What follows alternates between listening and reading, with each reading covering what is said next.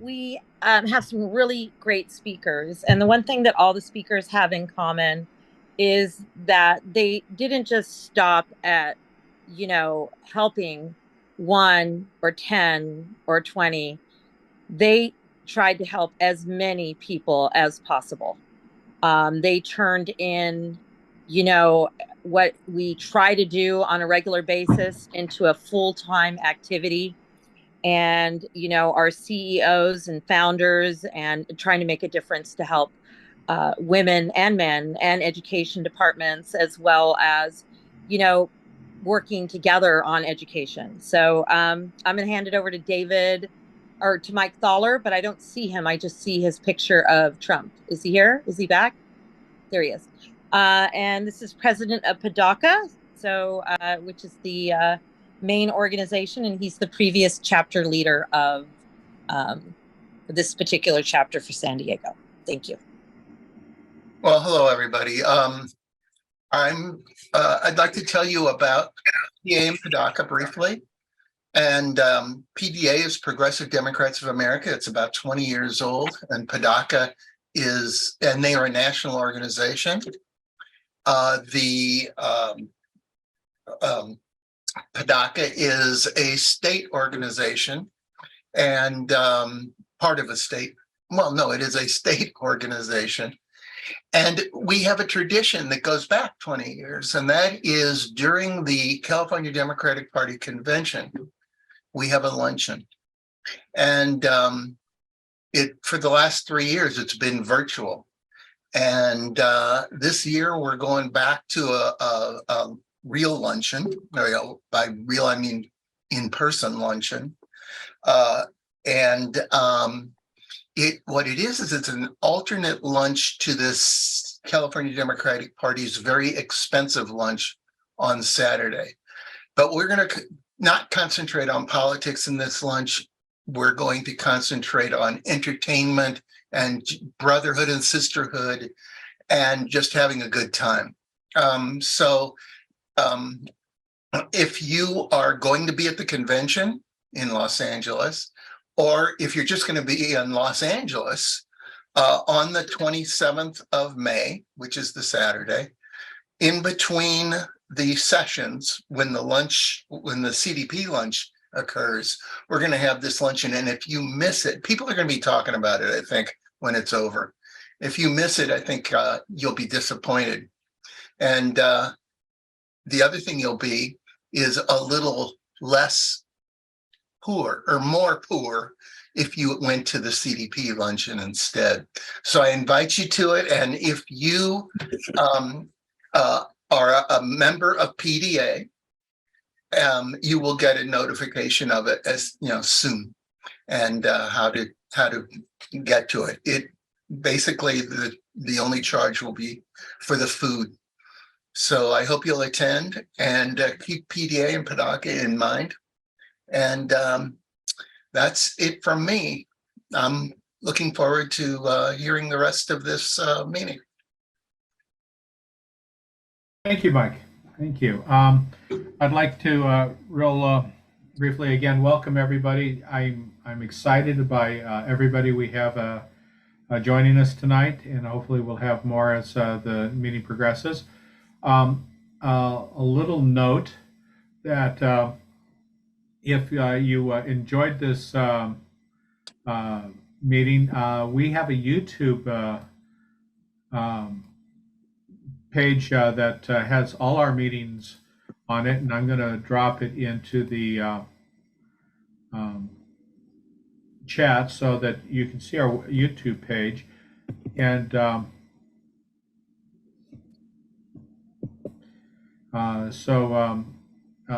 be sure if you are excited by what you see here, that you can share it with other people and say, "Hey, look, this is what I was, in the other day, and I enjoyed it, and I think you will too."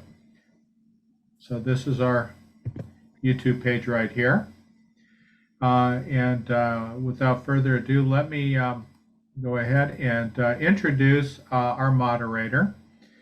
Genevieve Jones Wright Esq, founder of Community Advocates for Just and Moral Governance, MOGO.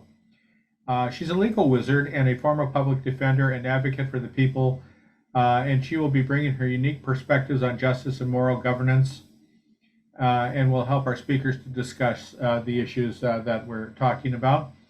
At this point, Genevieve, please. And real quick, she's the founder and CEO of MOGO. And MOGO is Just and Moral Governance. And she actually just started another project with Imagine Mentors. So she is always creating. So it is pretty amazing. Many of us already know about MOGO, but her other project, I'd love to hear about it too. So.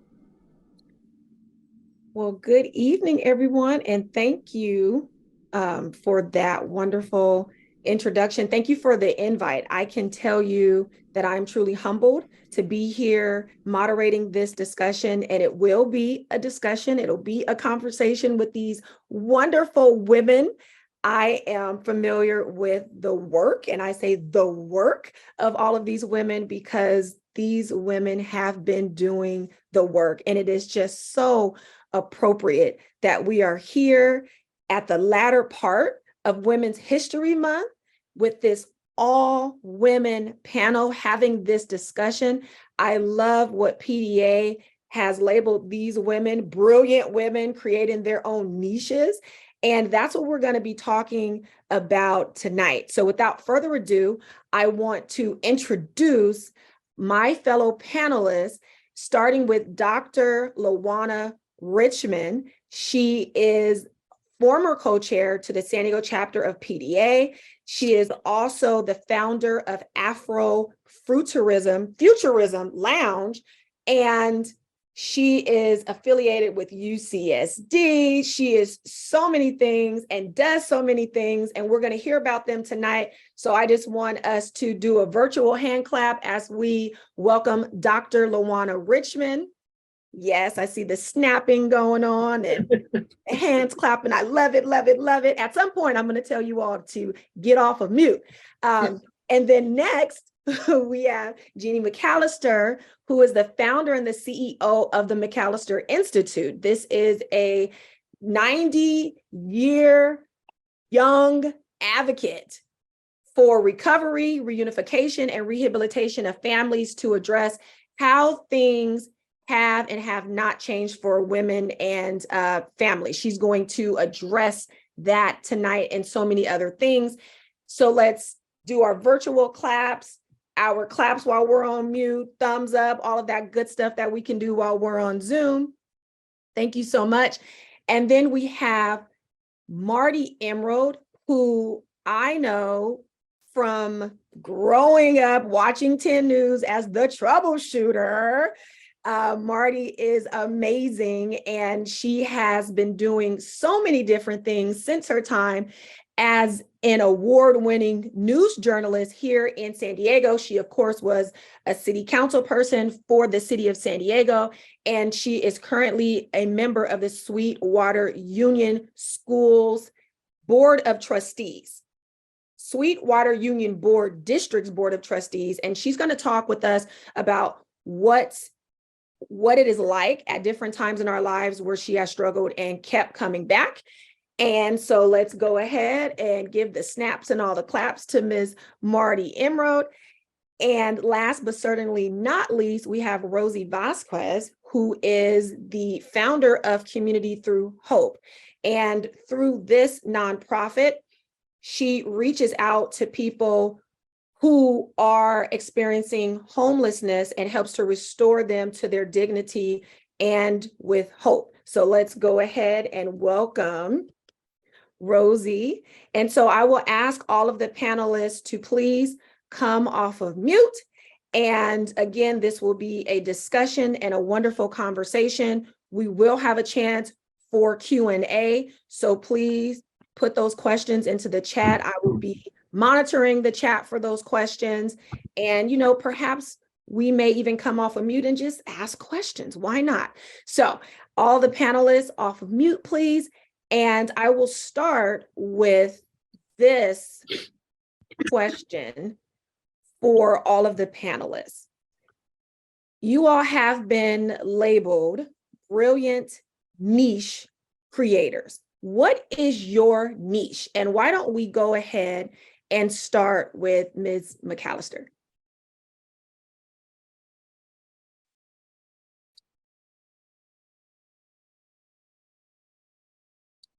You know what? I don't know if she's logged in. I think something occurred today at the Institute Center. Yeah, so I'm actually in text with her as well right now. So she might be late. Yeah. No problem. I thought maybe she was off camera, but okay, let's go to Marti. Thanks a lot. And it's great to see you again. Wait, have you had a child? I did. I had a little girl on December 1st. Mazel tov. That's great. Congratulations. Yeah, it's the journey begins. Hey, thanks for inviting me. I appreciate it. And it's nice to be in such esteemed company with people who have been, in many cases, pioneers in what they're doing, especially women who are breaking into fields that are non-traditional. And certainly when I first got into news reporting as a radio reporter, it was non-traditional. I was a freelancer, had an opportunity to freelance in Washington, D.C. with the Associated Press. And they would, my assignment editor, we called him the Ayatollah Noller. This was in the 70s when we had hostages in Iran and the OPEC oil embargo. And Jimmy Carter was in the White House preaching the importance of energy conservation and so much more. He'd give me a story, and if I brought it back, he'd give me another assignment, and so it goes. But breaking into radio stations was a whole different matter. I mean, they only had to pay me $25 a story in DC. But when I was finally hired at a radio station, KSDO here in San Diego in 1980, I was informed coming in the door that I wasn't the best candidate, but they had a woman on the air and they had fired her because she was no good. And so they had to hire another woman to meet the FCC requirements for diversity. And so I had a lot to kind of live up to or prove that they made the right choice in hiring me. At the time, I was the only woman on the air at the radio station. And I was pulling down a lot of stories every day. I was very productive, put some of the guys to shame, in fact, who had been there for years and years with their big booming voices, but didn't have that hunger in their stomach to go out and chase down stories. So it was, I knew I was being put to the test, but I was up to it. You know, there was too much to lose. Am I going to walk away and feel as though I've been disrespected, or am I going to go out there and prove them wrong? And so that was my true beginning in broadcasting with a real job. And eventually I was able to pull together a tape and hand it to the folks at Channel 10, and they hired me. And not just because I was a woman, because I was this big, tall, pushy broad who a lot of their crews had met in the field, pushing my microphone in people's faces, and photographers bitching at me because my microphone was in their shot. And so I was known, and I was known for something other than being a shrinking violet. So 22 years there, we built an aggressive consumer protection unit and helped to solve many thousands of consumer problems, expose crooks in private business and in government. We put people in prison. We helped to change laws, protecting your private information, and so much more. And so that was my background. And then I decided to run for city council. I, like so many women who are of a certain age in television in particular, we are marginalized. And as soon as we start looking our age, they start looking for younger women who are less expensive. And I was on the road to being in that position. And I decided I really wanted to continue my advocacy work. And that's when I had a conversation with Jess Durfee, who was the president of our Democratic Party here. And he encouraged me to run for city council. Ultimately, I was elected as the first Democrat ever to the 7th district of the city. And I came in with the resolve that I was going to advocate for the people I represent, not just the people of the 7th district, but the entire community, and brought some of those skills and contacts to the city, and helped, I think, to move the dial. And so coming in again as a woman in broadcasting, I was marginalized and dismissed because it wasn't a job for a woman. I think I proved it was. And after I had been on the job there at the radio station, they brought in a couple of other women as reporters. They did a fine job. At the television station, my longtime partner in crime, J.W. August, and I trained up college students and young women coming into the station on how to stand their ground and to be taken seriously. And so I felt as though I made a difference there. And as a city council person, young women were looking up to me. They were looking to me to set an example. So I had to, we carry this onus on our backs, but it's also a privilege to be seen as somebody to emulate, to learn from. And so it was a two-way street. And then retired 6 years and said, this is for the birds. So I decided to throw my hat in the ring again. And in December, I was sworn in as one of the newest trustees on the school board. And that's so far, it's an interesting journey. And maybe we'll get into that at some point or on another evening. But I've always known that I walk in and I'm going to create a space and make a statement, and that we can't shy away from that. As women in particular, we can't just sit and take it or follow somebody else's lead. We have to create our own path. And I think that that's really my story of creating my path. And I thank you for inviting me along. And I hope I've shared what you were looking for, but that is my story. And I hope that I can continue to inspire young women in particular, students throughout the district, young employees at the district, and the rest of the community to stand their ground and decide what their priorities are and start taking steps, one step at a time, toward achieving their goals. Thank you. Absolutely. You answered the question. And okay. The rest of my answers will be yes or no, or maybe, I don't know. no, we want to hear it all. So thank you so much for that. And you have been a beacon of change, and we see you as an advocate. And that's what you have always been in San Diego and to San Diego. And you are indeed inspiring young women. And we're going to talk about that. But I want to turn it to Ms. Vasquez, because you are another niche creator who is making change right here in our region. So if you can just tell us a little bit about your story and how you came to be a part of your wonderful organization, but also what is your niche? Because it may not be what you do day to day. Well, good evening, everyone. Thank you so much, Ilka, for the invitation. I'm very excited to hear from all the amazing panelists tonight. I apologize. It looks like I'm really far away. I'm just in Pasadena in a hotel room, but the internet is kind of weird. I think my niche for me is probably love of community. I think that's where the passion started with regards to the mission that I have been on for the last 15 years. Being born and raised in Chula Vista, I have a lot of love for my community.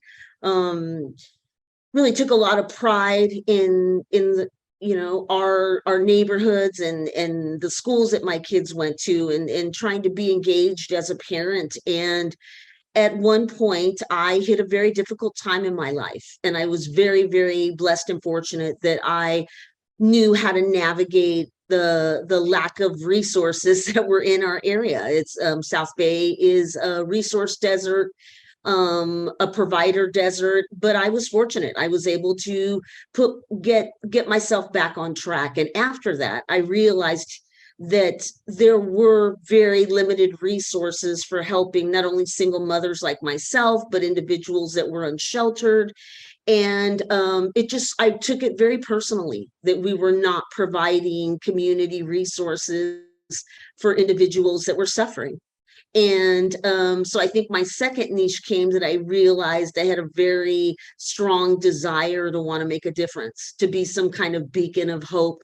And I didn't know how to do that. So I plugged myself in. I started volunteering at several social service agencies. And in all fairness, I just didn't think it was enough. I didn't think that the dollars coming in were actually getting to the clients that needed those resources.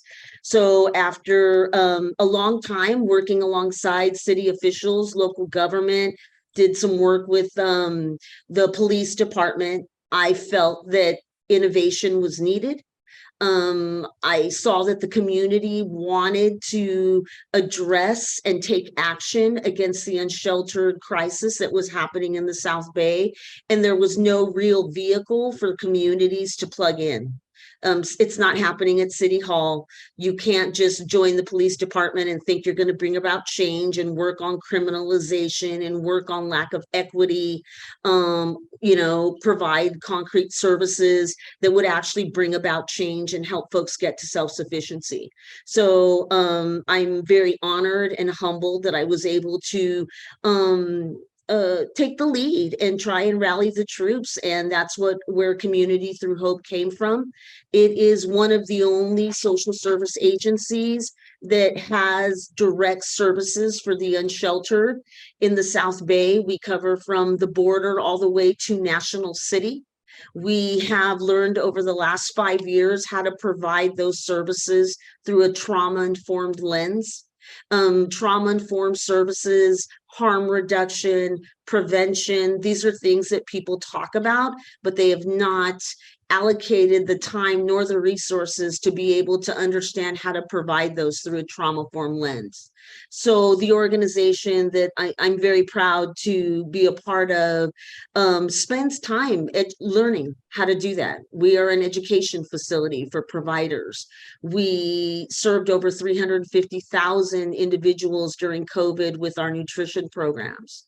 We're currently serving 1,500 plus individuals through our South Bay Street Medicine program, which is a very unique way of doing street outreach without criminalization to those who need support the most.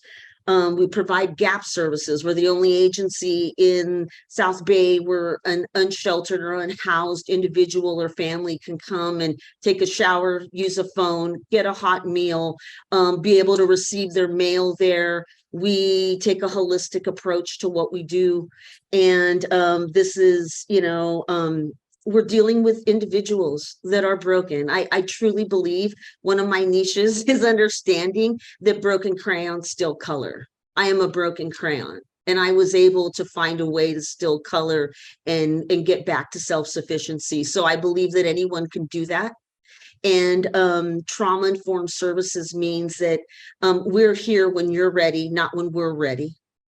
And that we're going to do that without having to add more trauma to helping someone get to self-sufficiency, that it's going to take a community, not just a provider, and that it's going to take a space for the community to come in and be able to create and innovate on how to provide that type of service. So, there's a huge emphasis on our staff to be not only have peer experience, but to be a mirror to the community. I'm very honored and proud that 70% of our staff has lived experience of being unsheltered. We have our staff is an amazing multiracial team. With LGBTQ plus presence, with we need to be the community in order to serve the community. So if you came to our organization, you would see art and culture and community all working as one to provide this type of trauma-informed services. We're the only agency with a shower unit in the South Bay that provides weekly showers. It's these basic life-saving programs and tools that we utilize can literally change someone's life. And we do that every day. During COVID, when I'll leave it with this, what's our niche? During COVID, when most of South Bay, a lot of services, what little we had left, our agency was open 6 days a week for over 2 years. And we were there every day, putting our lives on the line to try and provide services to our community. So I think for us, the niche is, the community needs to serve community. And, you don't run away from these things, you address them and you take action. I love that. And you said so much with like this brilliant, beautiful imagery that I know we could all see in our minds. But what sticks out for me is your love for your community, how you talked about being trauma informed and that being infused in your services. This is just amazing. And I'm looking at what you have been able to do before and through the pandemic and what you're doing now. And I'm thinking, gosh, she's offering services that our government should actually be doing. And you're taking a lead on a crisis that it feels like our government falls short on every single day. So trust me, I'm going to come back to you on that.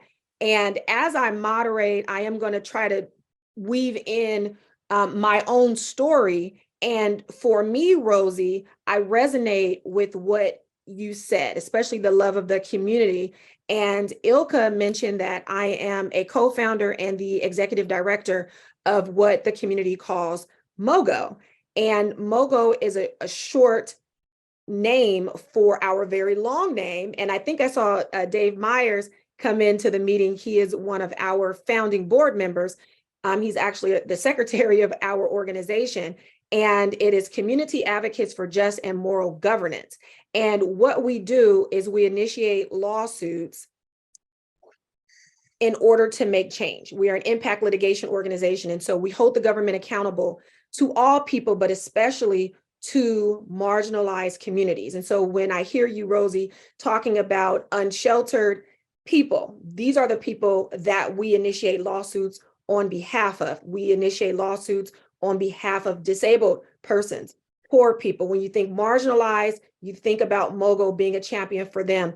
And so in answering my own question, that would be the niche that we created through this nonprofit organization, being that we are the only Black-led impact litigation in the entire region. And even with just being an impact litigation organization, there really is only one other in this area, and that is the ACLU. And so we really do pick up where they leave off, where the community has direct access to us. We initiate those lawsuits. We are embedded in the community, and community is our first name.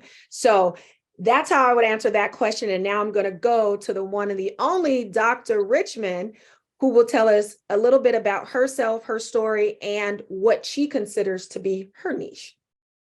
Ooh.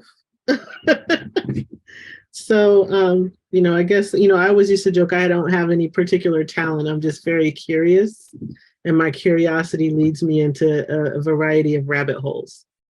I am a process engineer by day. I'm the training and organizational development and training manager for Triton Auxiliary Programs and Services at UC San Diego, where I'm responsible for training, leadership development, and compliance, and developing training and curriculum, as well as diversity, equity, and inclusion for the bookstore, the child care center, parking and transportation, compliance, imprints, and shared business services. And there's another auxiliary I always forget because there's 6+1, and I always can get up to 6, and I never remember which one I didn't include.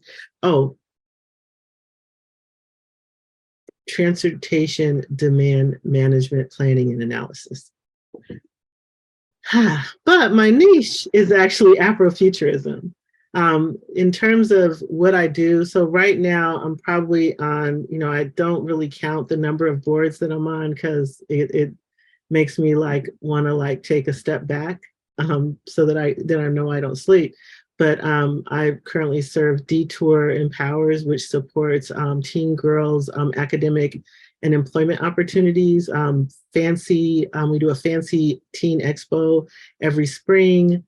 We just had our scholarship awards luncheon a couple of weeks ago. And FANCY stands for Focused and Naturally Confident Youth, because we determined that one of the primary determinants of success for teen girls is confidence. Because if you know who you are and believe in yourself, then you're less likely to be a follower and end up, making less than healthy choices. I'm also on the advisory board for the Black Women's Resiliency Project, which is a guaranteed basic income project. And that basically says that if you really want to help people, instead of restricting and giving them a little box to function within, actually just give them some money and tell them to do what they know they need to do to make their family better or make their lives better. And we're doing a lot of data tracking, and we're not the first guaranteed basic income project in the nation or even in the world. But in San Diego, I'm aware of 3 pilots that are currently in progress. I'm also on the board for EdFu Foundation, which is a non-governmental organization that focuses on ways to support African and Indigenous people all over the world, and to fight against racism and discrimination, and to support social and economic upliftment. A lot of the work we do is through the United Nations, but we also do a lot of independent projects. For example, we have a food pantry where we've been feeding people every Friday for several years, and that's in Oakland. We also have traveled to Brazil to provide computers to school children at a Quilombo. Not sure how many are familiar with the history of the Quilombos, but basically during slavery, some Africans escaped up into the hills and created their own villages where they defended themselves, and many of those villages and communities still exist today.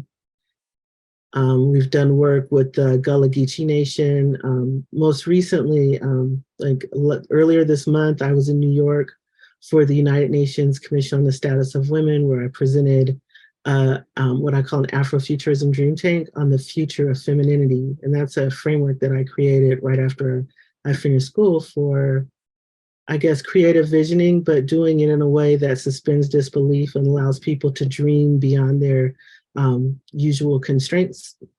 What else? Oh, I produce Black Comic-Cons.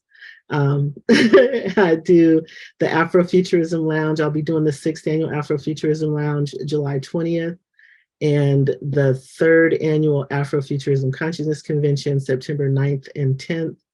And because I had been doing all of my Afro-futurism work as a hobby, and it's funny, it's my niche, right? But I didn't really take it seriously because I enjoy it and I'm really passionate about that work. And so I was just happy to share with people what it is and how it can help make the world better. Because I see Afrofuturism as a way forward, in the sense that I ask people to think about what's good and what could be better, instead of focusing on what's wrong and what we need to do to fight whatever is wrong. I think that there are lanes for everybody, but I think that if all of our energy is being focused on the things that we don't like, we're actually empowering those things. And so I encourage people to also focus energy on what we do like and what we do want and what we can do together. And for the record, for anyone who hasn't heard me say this yet, Afrofuturism is inclusive futurism, because there is no desire to reverse the existing paradigm and create this global domination by Black people. We're not trying to flip the ladder. We're trying to destroy the ladder so that we can look at a more equitable and humane future in society. Recently launched a nonprofit, had my first fundraiser last Monday, and it was called Afro-Futurism Dream Tank SD 2323. And the name of the nonprofit is Griot Nears. For those of you who don't know, a griot is like an African storyteller, the keeper of history. And Nears is like the last part of engineers. And so Griot Nears is really engineering the future through storytelling. And with a focus on, so our official mission statement is to activate and engage futurist communities by liberating inclusive, creative, and intellectual power and connecting individuals with science, technology, methods, and platforms to shape a more equitable and humane future. Coolest thing that happened this year was the Smithsonian reached out to me when I got back from Switzerland and asked me to endorse their book on Afrofuturism. And last night, the book came in the mail, so I did an unboxing video and I posted it to social media. I'm also a mom and a grandma, and my grandson is 5 years old. And in spite of everything that I do, and I know I never say everything I do in one place, so if I omitted something that you know I do, it's not personal, it's not that the thing's not important. But in spite of all of that, my grandson is, he's a priority in my life. He could call right now and I might have to tell y'all bye. That's it. I love that she gives us all of that and then says, that's it. So, I want to know, what were you doing in Switzerland? So the very first session of the United Nations Permanent Forum on People of African Descent took place December, 4th through 8th. And I was there to attend as a member of, well, I guess it's another thing. I'm a member of the International Civil Society Working Group on the United Nations Permanent Forum on People of African Descent. And I am the co-chair of the Communications Committee. And I was there attending, and then I also presented as a panelist on an international panel of Afrofuturists, where we basically talked about how Afrofuturism is a way forward. Beautiful, beautiful, beautiful.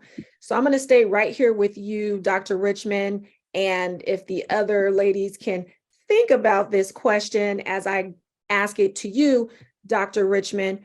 We don't really see a lot of African Americans in the science fiction kind of area. I don't think a lot of people are familiar with Octavia Butler, who was a science fiction author, a masterful one at that, but she's an African American woman. And so I asked, what inspired you to get into Afrofuturism, or who?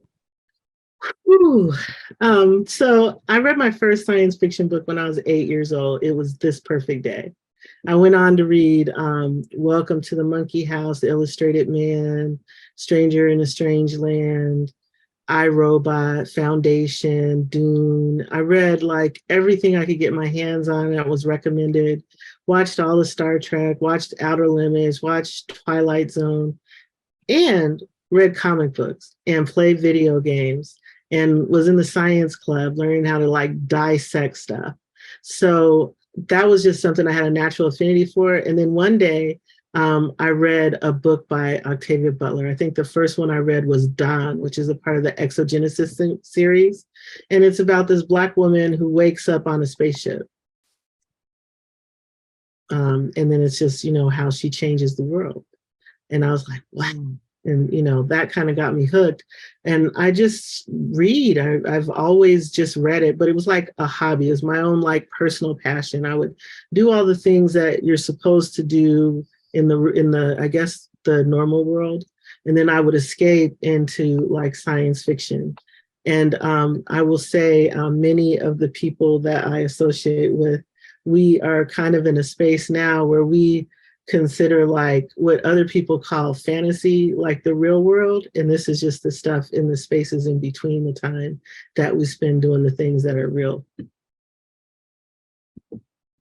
Thank you for answering that. And I want to go to Marti if I can. We know that you broke down barriers in your field. I think when we think about women in mass media, we think about Barbara Walters, who I just adored and who we just lost, but who left a legacy.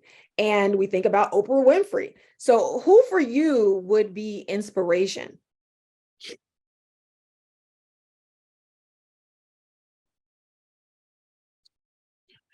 We can't hear you, Marti. Sorry, you'd think by now I'd learn how to turn a microphone on, huh? Oprah Winfrey was getting her started about the time I was getting on my role at Channel 10, and she premiered on ABC. And so we quite literally shared ideas for stories, for investigations, for initiatives. So during those early years, we were kind of hand in glove with Oprah, and she is an inspiration. She should be an inspiration to anybody. You know, she pulled herself up literally by her bootstraps. She's worked hard to get where she is, and she continues to give back. I think those are qualities of a role model. Barbara Walters too. She was one of the first women who was on air as a news person in the United States, and she came from a well-to-do family. Her dad was in business and owned a lot of properties, and she had that advantage to be able to get in and have somebody vouch for her, but she had to earn it every step of the way. And you might recall in the I think it was the 80s, Linda Ellerby, another pioneer on network television, had to sue because she just wasn't pretty enough anymore to be on the air. And that was one of the first big lawsuits of its kind. And she won. And it put every manager in broadcasting on notice that, you know, you don't lean on the skirts so it can still be an old boys club. And so they really opened the doors for a lot of us. Locally, I think a lot of the women who are on the air may not earn as much money as their male counterparts. And often the excuse is, well, the men have to support a family. Well, women have to support their families too. And I stand with Sandra Moss, who recently sued KUSI, and her award was $1.5 million because she sat next to a male anchor for a number of years, reading the same scripts as he did, doing the same work he did, and earned $70,000 less per year than he did. So every generation of women in broadcasting in particular have to make a mark, and they have to stand their ground if they want to stay and cultivate a meaningful and successful career. Even when we're out there doing interviews, there are still people who want to talk down to women, and I hope that young women who are considering careers in journalism will recognize that and will become their best self and stick to their guns and produce good stories and cultural change. So that's kind of my take on it too. I didn't come. I was especially interested in what Rosie had to say too about trauma informed. You know, before I left the San Diego City Council, I wrote an initiative, and we declared San Diego, the city of San Diego, a trauma informed city, and trained up all of our employees who came in contact with kids in any way. The rec centers, the swimming pools, police, firefighters, librarians, people who worked in recreation, to be there and take note of children who are struggling, and generally there are signs of it, and they've come back to me to say that they appreciated the training, and that made them more cognizant of the issues around them, that there are communities where trauma is intergenerational. Homelessness, it's become multi-generational on our streets. the kids who were being dragged around by mom who couldn't get get a break, wound up learning on the streets, and they're still on the streets. So at some point, we have to address this issue of trauma and the multi-generational impact that it has. So thank you for the work you do, Rosie. I think it's really important. Thank you. Absolutely. And with that, Rosie, would you like to tell us who or what was a source of your inspiration? I'm going to take it home. I think my mother. One of seven. My father passed when my mom was young, and we were very young.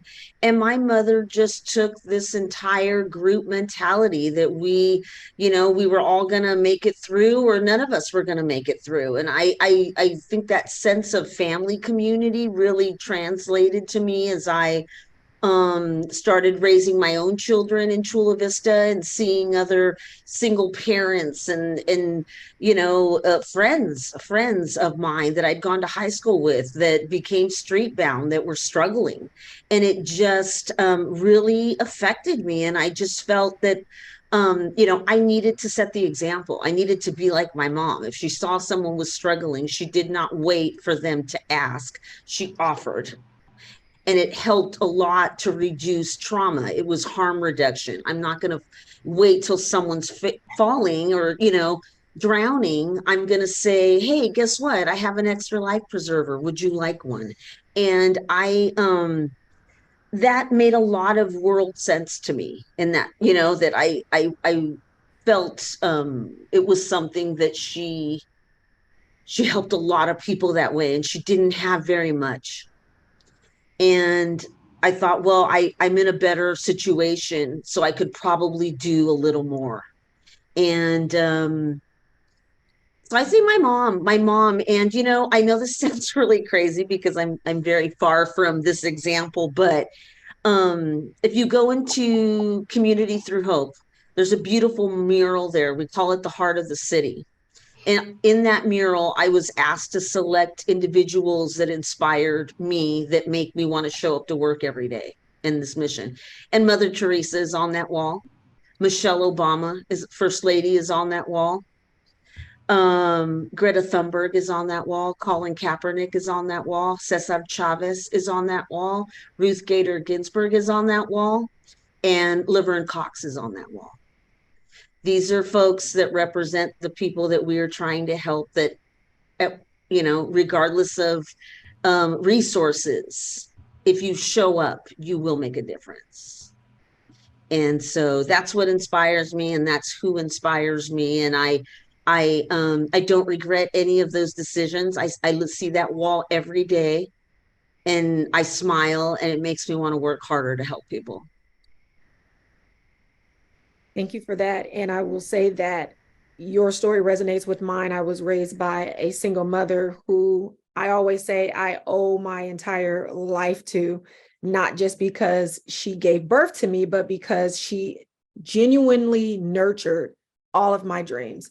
And so my mom is my inspiration, and also Justice Thurgood Marshall, who of course was our very first Black Supreme Court justice. And it was learning about him in the 4th grade when I decided I was going to be just like him. I was going to be an attorney. I was going to use the law to make our whole world better. And I was going to go to Howard Law because that's where he went. And so followed in his footsteps. And now I'm an attorney that is Howard Law trained. So, inspiration is so big, right? It is so big. And again, all of you women are inspiring so many people. Now, Marti, you said something very interesting about your new post at the Sweetwater School District. So I want to ask this question to the entire panel. We'll start with you, Marti. What is your biggest challenge now in that role? And how can we break down barriers in order to make it less challenging? Yeah, well, I'm the only Anglo on the board. Everybody else is bilingual and came from the community in the South Bay, and so I'm I look different from everybody else, and I don't have the same life experience that they've had. The years of discrimination, all of the issues that they've had to deal with, the kids growing up in gangs and poverty and just the whole panoply. And so I'm immersing myself in a whole new culture. And part of that is the culture of overcoming, the culture of finding a place and being productive. And how can I make a difference when I walk into a room and I do look very different from everybody that I'm talking to. And so for me, it's a cultural immersion. As a journalist, I've met all kinds of people. I've interviewed all kinds of people. I intervened on behalf of so many people, but I haven't been as intimately entrenched in the culture of the South Bay.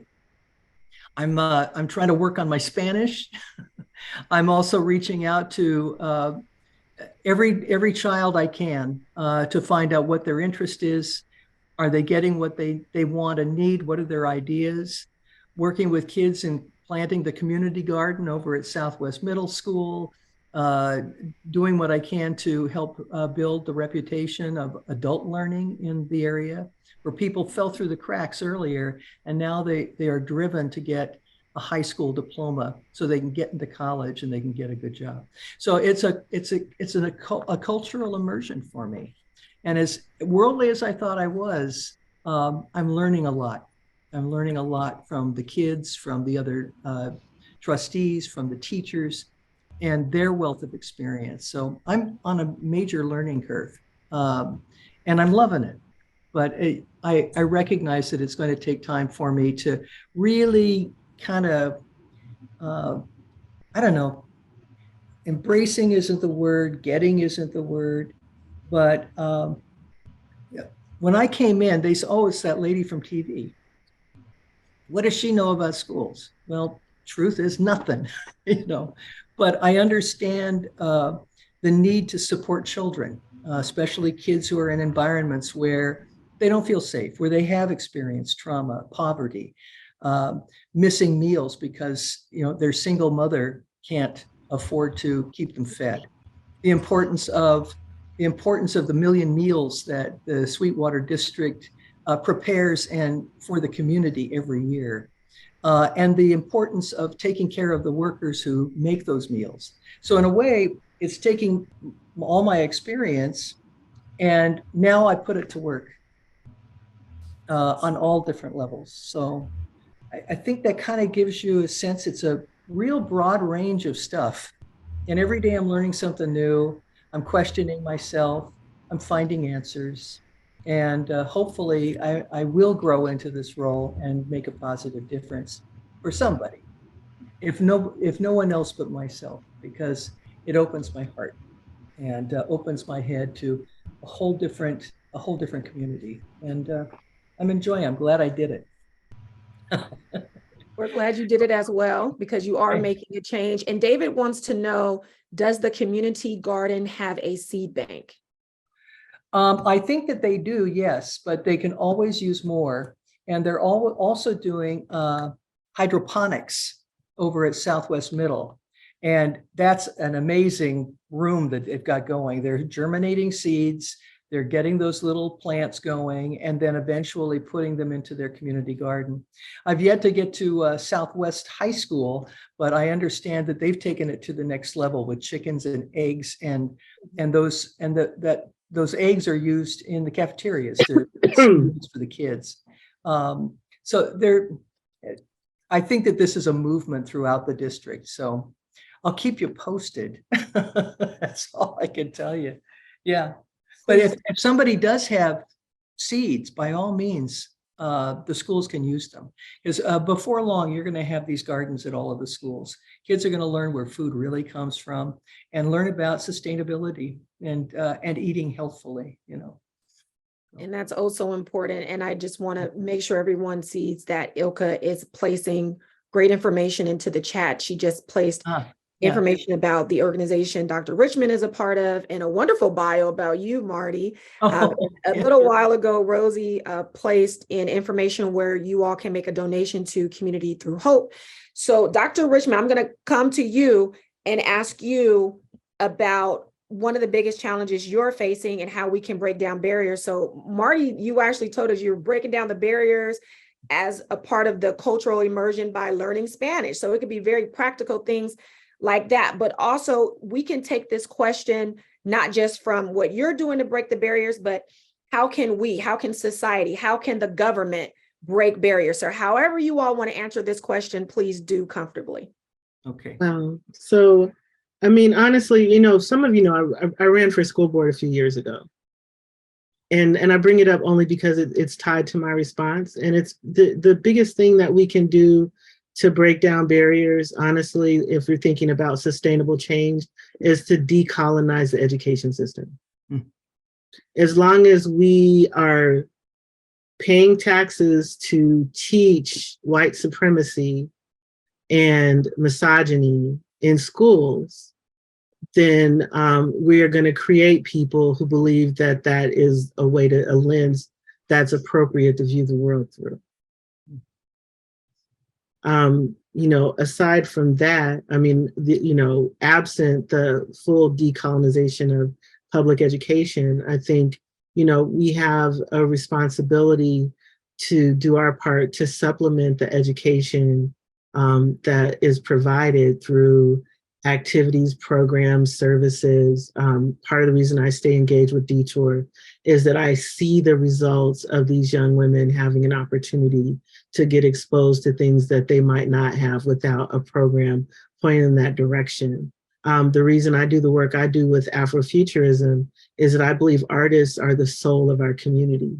And that as long as we don't support the arts and we stay rigidly, we adhere rigidly to this belief that everything progressive is about technology and finance, we're going to continue to have the results that we get.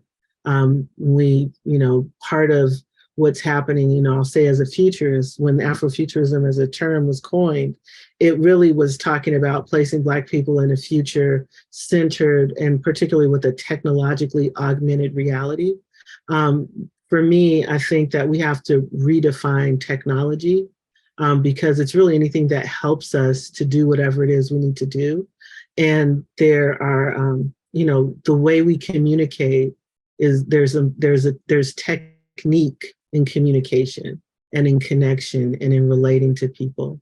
And I think that if we do not, in terms of barriers, I think, less of a barrier, more of a challenge is being disconnected from our humanity. One of the things I didn't mention, I'm also on the board of Alliance San Diego. And one of the things we're looking at is we've launched a human dignity campaign because we believe that if you support human dignity, then all of the other things that we fight against or complain about, there's not room within treating people with dignity to also do these other things. One of the things in terms of the vision for my organization, I want to continue to do the pop-up during San Diego Comic-Con and the convention that I do at the Jackie Robinson Y in the fall.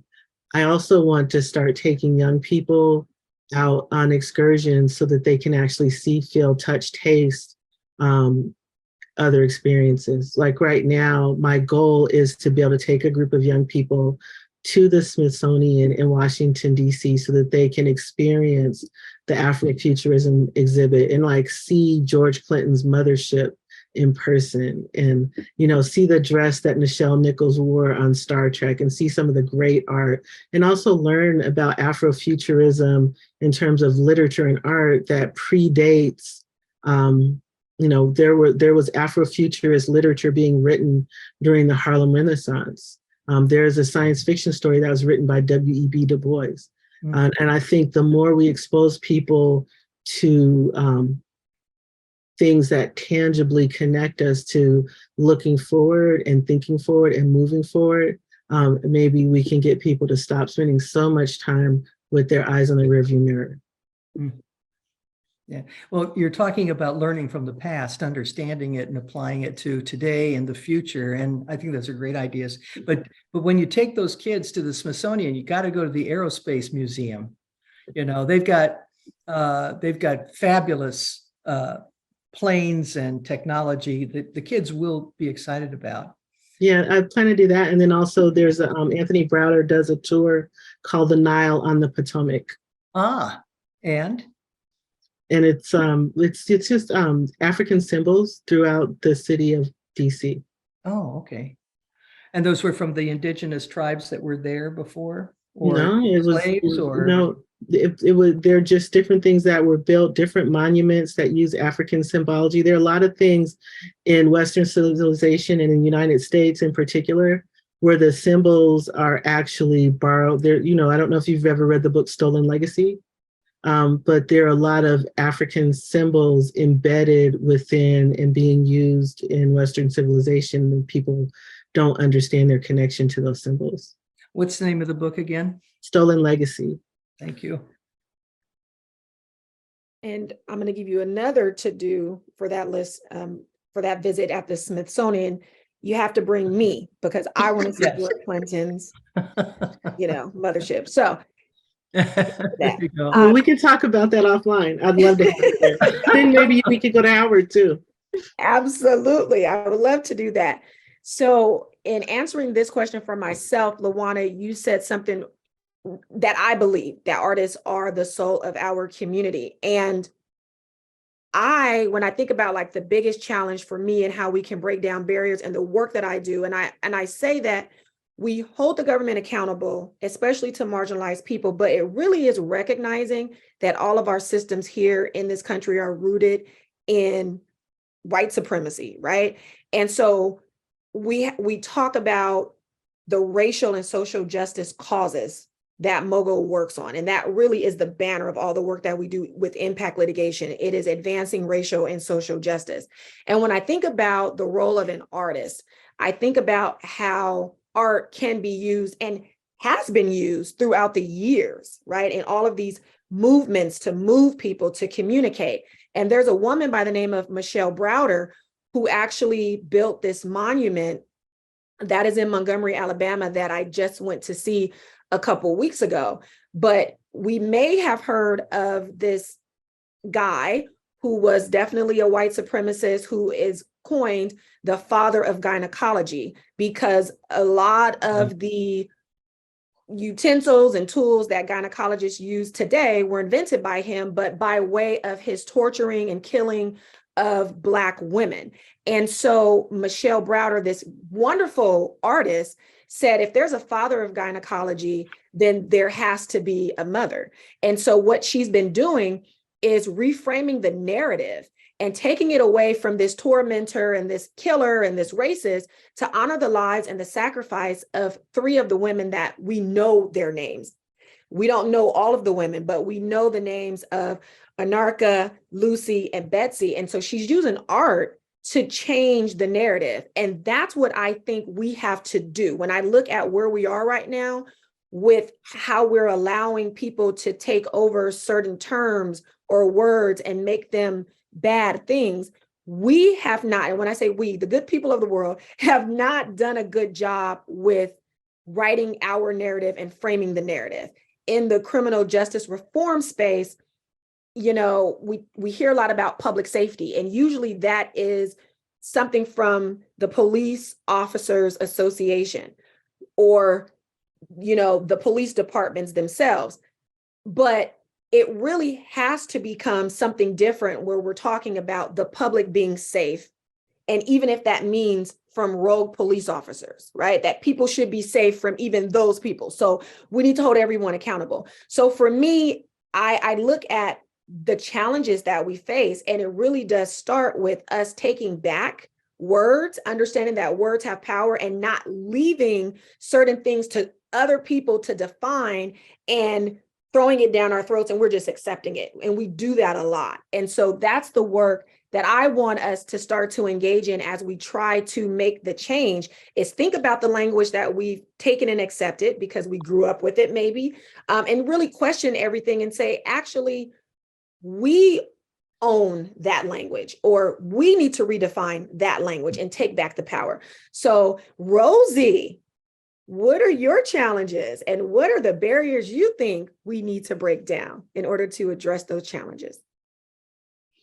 From working in the unsheltered space, I would say hands down for us is really advocating to try and encourage those that have been elected, those in leadership, to take accountability and really try and learn from mistakes that have been made in order to help us help others. I mean, this lack of transparency and accountability from our local, federal, state governments with regards to, millions and millions of dollars coming into our county.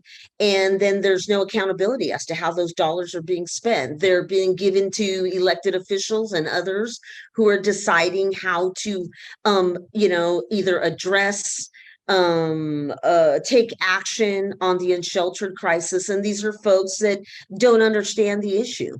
They don't understand the issue. And this is probably for an organization like ours that's gone from small to mid-size, to be able to fund the work that we do and understand that we have to go outside the box to secure foundational funding, privatized, donations, and not try and utilize state or federal dollars that are so bureaucratic in how they are dispersed.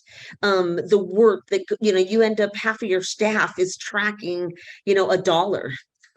Instead of actually being able to take that dollar and put it to good use. It's just the models for financial structure to address the crisis are just so off the mark. And we spend quite a lot of time having to I'm going to be honest, we're an organization that's quite active in our advocacy, and we walk around with a bullseye on our back because we're asking local, our city to be accountable for the way that they're spending dollars that have been allocated to address a crisis that they aren't even using those dollars for.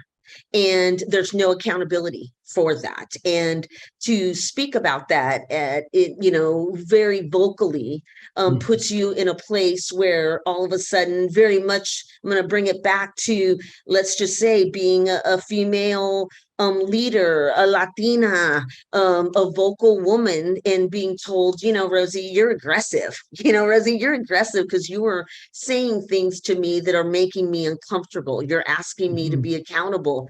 And I, try and say, I'm here as a resident of this city asking you to do your job. What's it have to do with me being a Latina, a female, a business owner, a nonprofiter? I'm an advocate and I'm a community member, and you are not addressing the issue.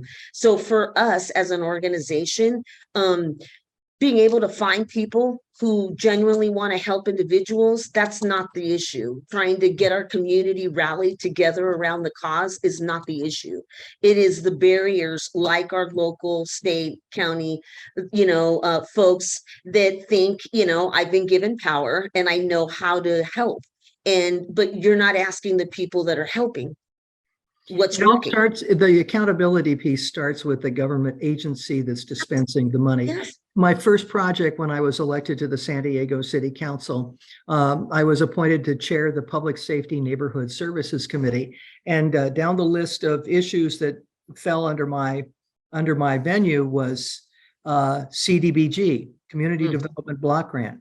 And when I first was elected and sworn into office, word came down that HUD was getting ready to pull funding from the city of San Diego because they were just throwing money out there and then turning their back and not holding nonprofits to account.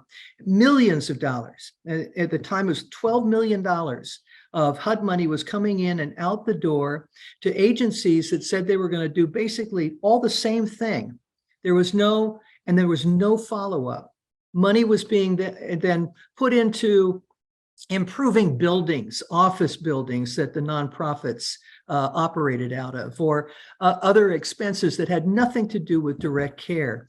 And so it fell to me to docket this most unpopular issue, which is holding the nonprofits and the city accountable for every penny of that dollar. If we hadn't done that, we would have been cut off by HUD completely for that community development block grant money. And I was always the darling of nonprofits. All the work I had done in the media and standing up for the homeless, heck, going out on the street and living on the street for a while and reporting on the issues and the sensitivities. And suddenly I had a target on my back. I was public enemy number one, because I was telling them, if you want money, you're going to have to team up with the other nonprofits, and you're going to have to come in with group proposals, and you're going to have 18 months under the statute to spend that money, or to break ground, to do what you say you're going to do with it, or you're going to bring it, you're going to send it back. And at first people were pretty pissed off about it. They wouldn't return my calls. That was okay, because they had work to do. And so eventually the nonprofits started teaming up and zeroing in on projects that would impact not just their clients or their infrastructure and their bureaucracy, but could move toward a program that would serve the people on the streets, the moms who have the little kids on the streets, the people with mental illness and getting the help they needed. Remember, Bob Coates wrote the book, A Street Is Not a Home. Somebody should be reading that and figuring out how to find solutions for these people who really have no answers. And within a couple of years, HUD said, okay, you're doing all right. And they lifted their threat against us, but that's just still in place. And we need to hold local government dispensing those dollars accountable for every dime they send to these nonprofit communities. And I still see agencies duplicating each other. They're not working together, I think, the way they need to. I think that they need to team up and have greater depth and save the money that's spent on the bureaucracy and make more available to direct services for the folks you serve and everybody else who's listening care about. We absolutely need to keep our foot on the throat of government and make it accountable and make sure that these nonprofits play by the rules. Otherwise, we're going to continue throwing money at problems just get worse. Look what's happening in downtown San Diego. I mean, you've got encampments up and down streets. Pedestrians have to walk in the streets and dodge cars. It's just gotten out of control because I think, again, we're getting lax, not holding entities accountable.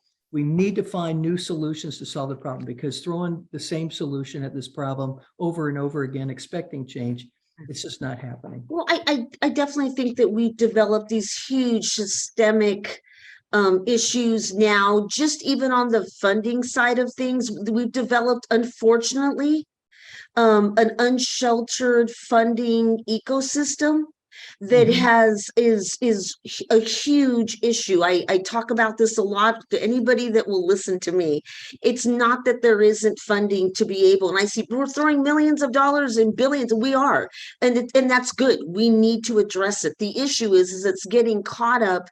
You mentioned nonprofits and oversight, and being a nonprofit and having to go through a certain amount of oversight and holding ourselves accountable is very important. But what this ecosystem has done is now put nonprofits like a mid-size like CTH vying and fighting for dollars against these multi-million-dollar social service agencies that are getting all the funding, but they aren't addressing the issue, which is what you were saying. You have people going after dollars, but you don't have any programming. If I get the money, then I'll do the programming. But what you have are organizations who have the programming and aren't being able to get the funding, because I've got to compete.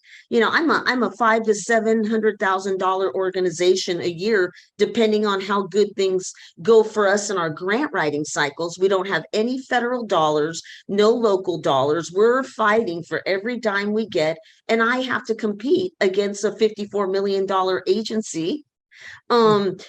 We don't have a shot in heck. We don't have a shot. So what we've done is decided to stay out of the box. get to concrete solutions. We know this programming works. This is what we're going to fund. For us, that's South Bay Street Medicine for outreach, and it's Project Refresh for GAP Social Services. Cost about $700,000 a year to run. We help about over 1,500 individuals just that are street bound. That's not even the families, nutrition. We serve about 50 to 75,000 individuals, and we do that with $700,000. How are we going? That's a big bang for your buck. And that Well, you're in the includes South staffing. Bay and I'm in the South Bay. Yeah, that So we includes need to sit staffing, down you and know. we've got to Oh brainstorm. yeah, and but guess find what? the resources. Right. The thing is that nobody wants to look at that model because it's affordable and it doesn't cost billions and billions of dollars to. So if you compare us to another org, there's a big problem there. Why does it cost you $10 million? And it only To do the costs same this thing. agency less than $1 million.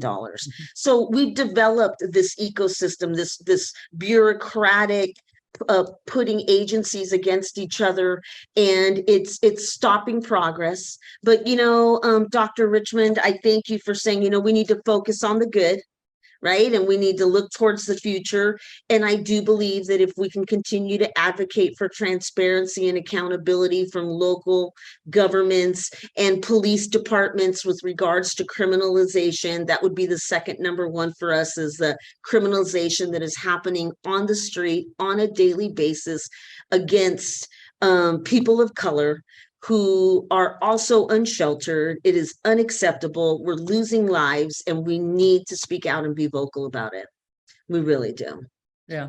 It's out of control. And then It's out of find control. like-minded agencies like your own, come together and find ways that you can collaborate. Yes. And Yes. then you can build that stronger, wider base, and that collaboration through when applying for grants will get you extra points Yes. to get more money. And I think that everybody's out there doing their own thing, and they say, ours is the only solution that's really going to work.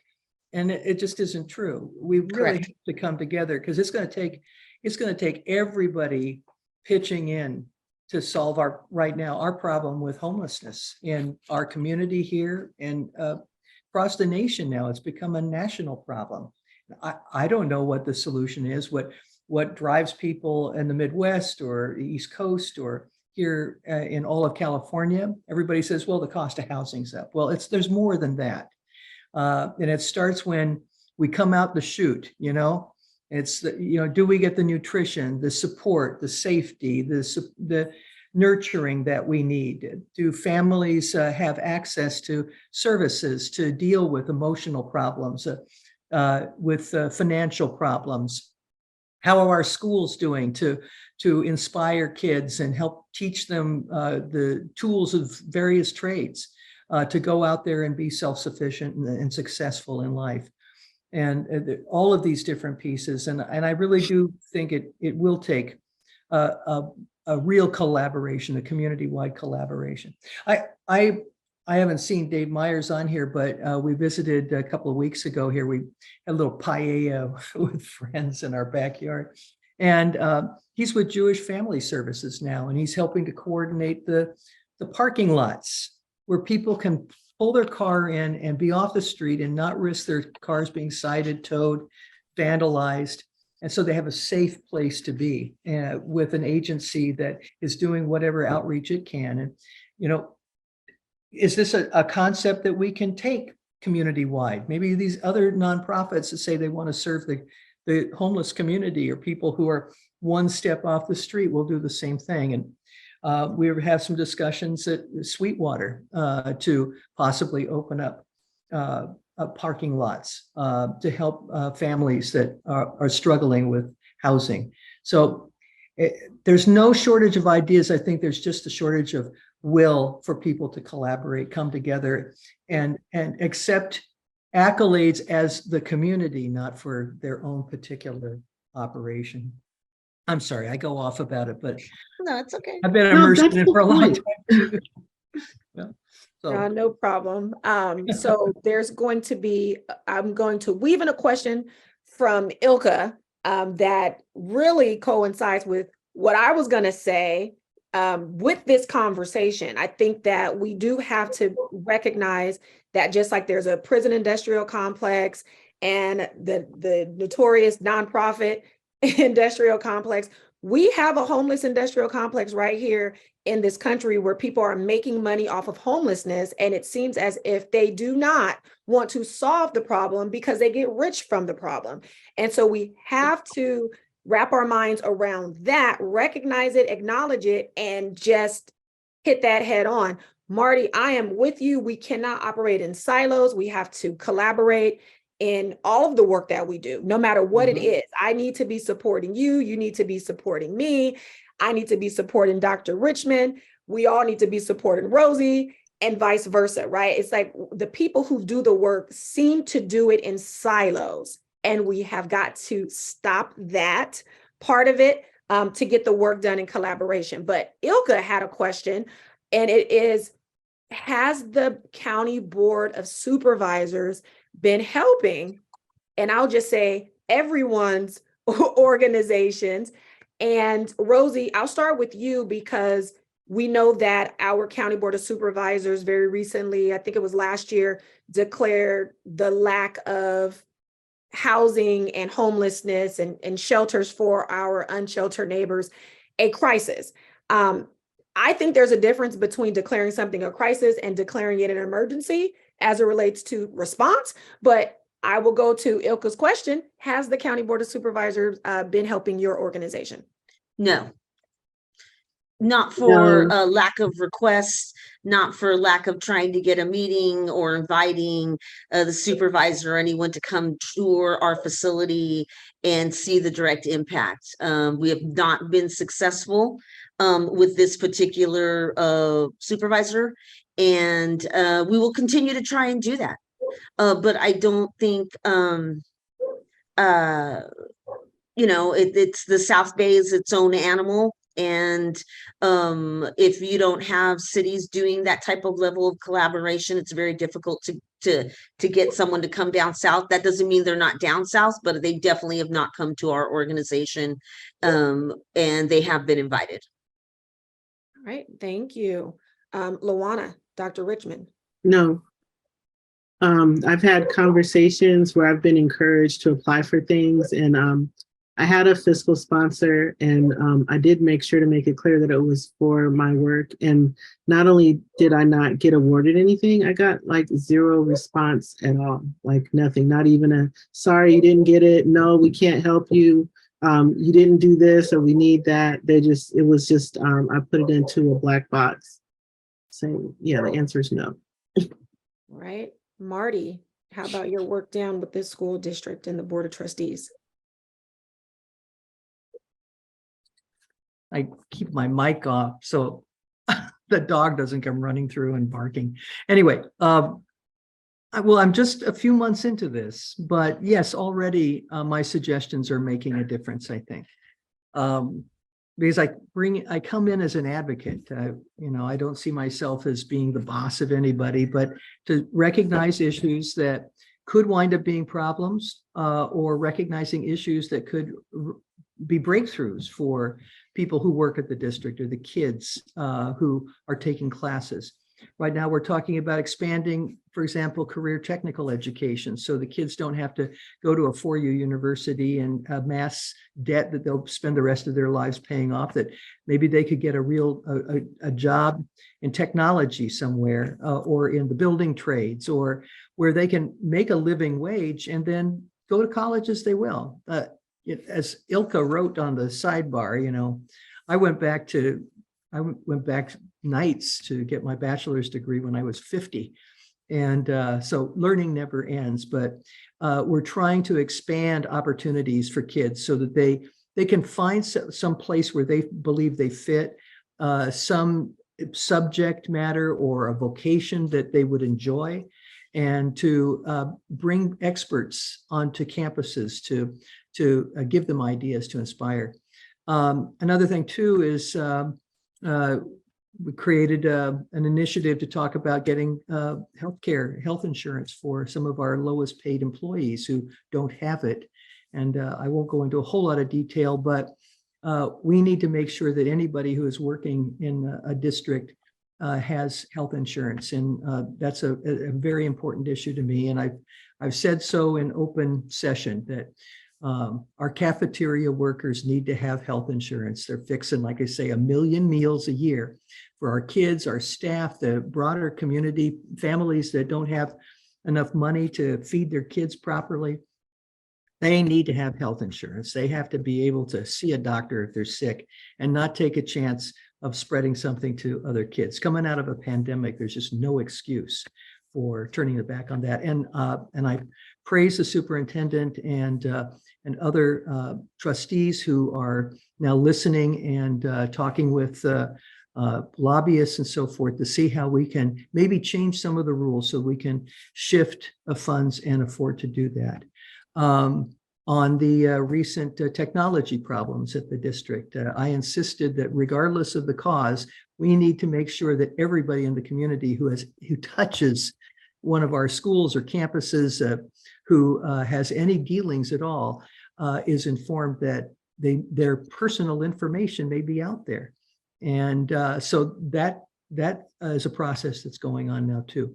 A lot of it is this old consumer advocate that I am, but by and large, I think that one of the reasons I ran is that Sweetwater, filled with really dedicated people, great kids, people who honor education and value kids and their growing minds, that they are in a district that they can be proud of.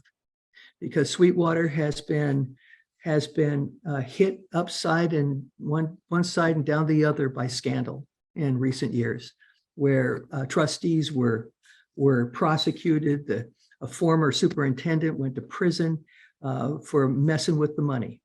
And we have to build trust, public's trust in this district, and let them know that our first priority are those kids, keeping the kids safe, making sure they get a quality world-class education, and that they get the support they need to grow into healthy people with inquiring minds who go out there and make a difference for themselves and maybe their whole community. So those are my priorities, and that's what I've been working on, and that's just in the first couple of months. So every time I go to a school campus and I see the kids and I talk with them, they inspire me. So I'll be all over the place, I know, but it really is in my heart. I want to be able to finish up this job, whenever that might be, in another 3.5 years, or maybe, after 8 years. I want to know that I left the district better than I found it, that I've supported the ethic that they're trying to achieve and help kids succeed. So that's my story. I'm sticking to it. Thank you. I appreciate that. As you lead me to the final question, I think that's a beautiful segue. But let me answer that question so that no one has any sort of, concerns about why I didn't answer it. We do not get money from the County of San Diego because we sue the County of San Diego. We have litigation against the County of San Diego as well as the City of San Diego. And so we want to keep that autonomy as an organization. We do not want the appearance of any conflict when we stand with the community and say, hey, you have people dying in our jails because you don't have COVID requirements. Yes, we filed a lawsuit because of that. Mm-hmm. And so we do not take money from the County of San Diego because we want to be able to stand with the community and be a champion and an advocate with and for the community on those types of issues. And David, you wrote in the chat a question about the City of San Diego sitting on these several FEMA mobile homes for homelessness. I mean, we're just seeing how the city and the county are being very, I'll be very nice, I'll say lackadaisical about the homelessness crisis. And, there is no excuse. There's no excuse that the mayor can give that, why we had all of these campers not being used for what we got them for. MOGO has also initiated a lawsuit. It was actually our very first one. It's still ongoing about how the city and the county both misused FEMA dollars during the pandemic for people who are experiencing homelessness, people who are disabled, living on our streets. And so these are very real issues. And so again, MOGO wants to remain autonomous so that we can do that work without conflict. So the last question, and I will give this segue. My answer has already been put in the chat, but I'll say this for the recording. We don't take money from governments. We are not one of those nonprofits that is, able to write a grant that doesn't scare people. And so I will tell you to donate to MOGO. We are 501c3. I'm going to give Rosie a freebie in response to this question that I have not asked yet. I'm going to tell you to donate to Community Through Hope, and also get her a tour with a board of supervisor. Someone needs to get down there, and I think this group can help Community Through Hope do that, but we need to do some advocacy on behalf of CTH. And my question now that Rosie doesn't have to say those two things, starting with Rosie, is what can we do as people on this call concretely to help you advance your mission? I feel that we need more hands. So I think encouraging individuals who are interested in addressing and taking action on the unsheltered crisis, CTH is a great place for an individual or community member to come in and plug in to see where they can bring their talents and their gifts to try and help address the crisis. I think talking about the things that make people uncomfortable would help us. Talking about the unsheltered crisis on this multi-layered issue. There's 15 levels of unsheltered, unhoused individuals that we've discovered so far that we do work on. So bringing awareness, talking about it, educating yourself from all perspectives. I agree with Marti that we do need to come together at every level, and education is so vital, and it's power. So, people to continue to educate themselves, not only on what they see on the street, but on, health, mental health, substance use disorder, the new laws that are coming up, how to advocate and share how you feel at the city and local level is very important. And that would definitely help our cause. All right, Marti, what can we do concretely to help you advance your mission? Well, let's stay in touch, because I want to know what's going on in communities and how they comport with the issues that we see, and share ideas for solutions. I think too, we need to do a better job maybe of organizing presentations with voters. We've got Democratic clubs all over the county, and this would be a great panel of people to talk about how do we go forward and make sure that the floor isn't falling out from under people the way it is now. It feels as though it's an insurmountable problem, but I think that as more people are educated about homelessness or hunger or trauma-informed issues, that some will be inspired to do something. So it's spreading the message and creating a network, and a network that is willing to go to the city councils and the school boards and the county supervisors and their state representatives and lean on them to offer real solutions. And I think that that's really what it takes. When I was president of our little Imperial Beach Democratic Club, I was trying to pull together discussions like this and how people can get involved. And, I genuinely believe that a lot of folks really do want to get involved and be part of solutions to problems, but they don't know the facets. They're not, they don't know specifics, and they don't know what they can do. And all of you offer an opportunity to educate people and kind of point them towards something they can do and be successful in. And then they can feel like they're part of something bigger and part of a solution.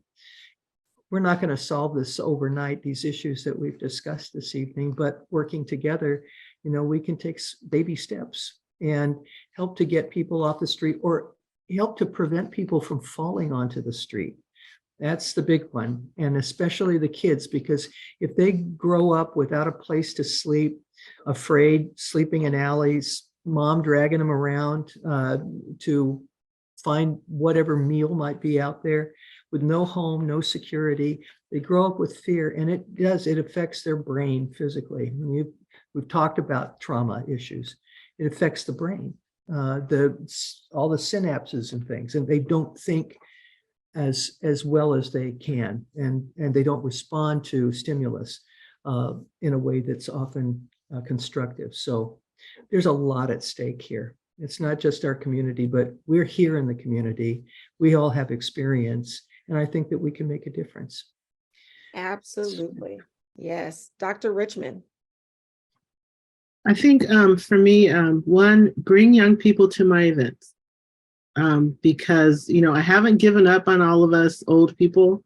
But I really, if for me to talk about future and futurism and not engage with youth, I'm doing everyone a disservice, because I feel like no matter how young they are, they should have a voice in the future that we're imagining for them. Two, of course, you can donate money to Grillionaires. I'm just standing up the organization, so it's, I'm getting there. The other part is volunteers, because when the events are happening, a lot of people don't know this, but like 2 years ago, when I did the first AfroCon, on the second day I fainted because I was running around doing everything. I didn't eat, I was dehydrated, and I hit a wall. I didn't fall because there were some people talking to me, and I did, take care of myself after that.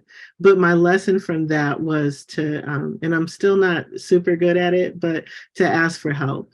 And so,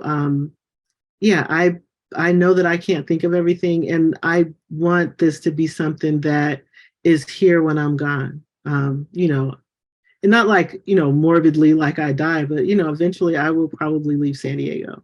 And, when I do, I still want everything that I started here, to the extent that it's continuing to serve people, to continue to serve people. Absolutely. The great work of making and creating something bigger than ourselves that can last. Yes, yes, yes, yes. So again, it's been a wonderful, wonderful time with you, brilliant niche creating women. This including you. Awesome for me. It's been awesome for me. I'm sure everyone who is in attendance here feels the same way. So I'm going to tell everyone, come off of mute. We want to hear the claps. We absolutely want to hear the claps for these dynamic women. And I'm going to go ahead and pass the proverbial microphone to Mike. I don't know if it should go to Ilka or Mike. So whoever, take over. Actually, it should be me. Sorry. Can I ask a quick question, Mike and David? Is it AB 833, which is trying to hit the assembly floor, which would be putting a cart before the horse regarding our homeless? I believe it's AB 833, if I'm correct. Rosie, do you know which one that is? That's where they're already trying to illegalize homelessness. With the information on the conservatorship, the care court? No, actually, it's the one where they're trying to break up homeless encampments and take away. Oh, yeah. Yes. Very familiar with it. I apologize for. Stephen Whitburn and the mayor Todd Gloria are trying to do the same thing here in San Diego. Correct. So it's definitely a big no. And we also need to reach out to our city council members, and we need to tell them no here in San Diego if you live in the city of San Diego. Mm-hmm. Mm-hmm. Because it's like, and I had a long discussion with Stephen Whitburn, and I said, just before we had the Metro West endorsement meeting, and I said, it's wrong to go in and break these camps up and take every item that you have and then throw it into a dumpster and strip these people of who they are and what they are. And that's kind of the mentality of the San Diego PD, and they've been empowering the San Diego PD to do this type of behavior. So thank you for bringing that to our attention, Ilka. You are correct. AB 833. I just got a note from it from one of my connections within the state PDA, saying we got to watch out for this one and we need to stop this one because and I have no idea why somebody in Senate District 10 is even worried about tent cities, because I can't imagine they have that many up that far north where they're not a major metropolitan center in Senate District 10. Can I share just a really quick point on that? It's just from a provider perspective. Please. That I do want to share that many of my colleagues, especially those who have outreach components to their programming, it's not that we don't understand the impact that the unsheltered crisis is having on communities, on schools, on people being able to walk the sidewalks and it's I don't think anybody ever comes from the perspective that that's okay. It's not okay that people don't have any choice at a certain level of poverty and being unsheltered to be able to move to self-sufficiency. It's a very multi-leveled, you need to really understand and really get and understand the levels of crisis and what it took for someone to actually end up being street bound. So to take a law like this, which I do think is trying to address the community safety aspect and not stop and look at it through a trauma-informed lens and see, is there a better way that we can do this? A great example of what this law would do has played out in the city of Chula Vista on a park where individuals who were unsheltered were allowed to start congregating with city support from the outreach teams of the police department, where they could keep folks in a sense safe in this communal living space with tents. And folks we knew where folks were, we could get them help, we were moving folks forward. There was a decision to have all of these people evicted from that space that they were allowed to do 24 hours before.